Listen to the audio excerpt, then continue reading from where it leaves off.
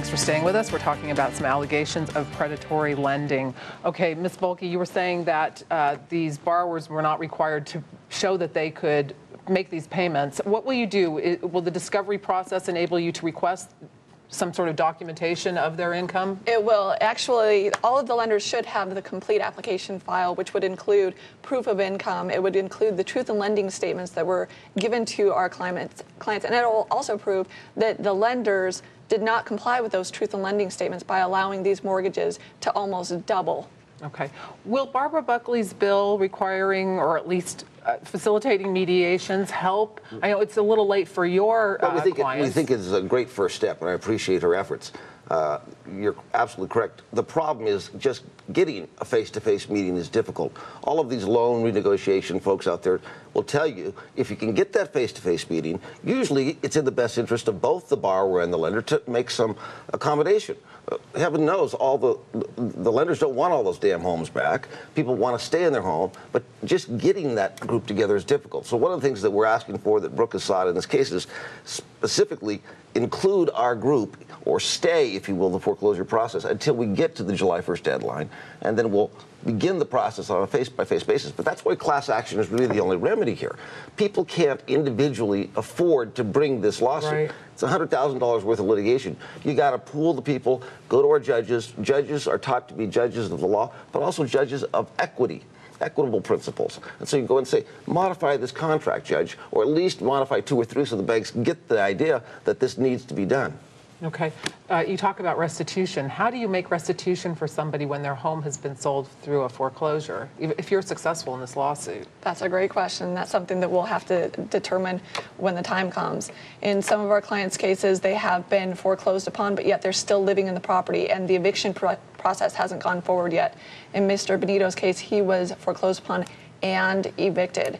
That's a unique piece of property. That it's is. not like you can compensate somebody monetarily for that. That is. And there was a recent case last year against Countrywide where the people did receive punitive damages for a similar situation. And although we've threatened IndyMac that if they went forward with this eviction, that would happen, and they didn't comply with our requests. She mentioned, Brooke mentioned that in this case it's a matter of the borrower, the lenders not complying with state law. As a former lawmaker, do you think Nevada law is sufficient? I think it's a good start. There's a bevy of federal law protections, truth in lending, RESPA, et cetera, terms that a year ago nobody knew about. Now every homeowner knows about it. But there's also a body of Nevada law that tries to increasingly focus, as Brooke mentioned, upon the duties of the mortgage lender. You have to step back from the situation and say, who's really benefiting most next to the home purchaser itself in this transaction? Well, there's about $5,000 to $10,000 worth of profit made on each $100,000 worth of loan. Who's making that profit? The mortgage brokers in the field. That's why Nevada law tries to focus on them increasingly. We think those folks need to be brought to the table. We get there by suing the existing owner of that debt. We reach back in time to get the bad actor who was making promises, telling them, don't worry about your income, we'll take care of it. We have scenarios where people will say, well, I don't make that much money. And the broker would say, don't worry about it, I'll take care of it. He'd take a photo of somebody standing in front of a building and say, that's where you work now.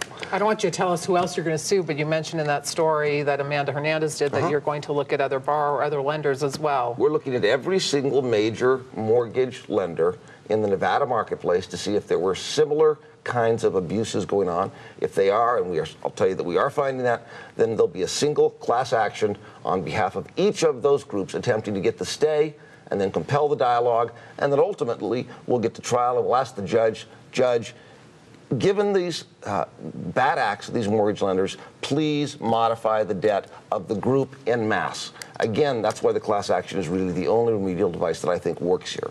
Okay, Brooke Bulky and Matt Callister, we're going to stay in touch with you and get an update on this soon. Thank you. Thank you. Thanks for paying attention. And if you want to contact the program, you can email John at ralston@vegas.com or call 650-1976. You can also go to lasvegassun.com and click on John's page for the program schedule, links to the program, his columns, and my blog, Face to Face, The Final Take. And you can download the program straight to your iPod by subscribing to the free Face to Face podcast on iTunes.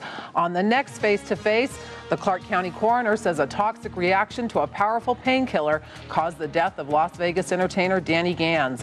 With a history of heart disease, how did Gans get the drug?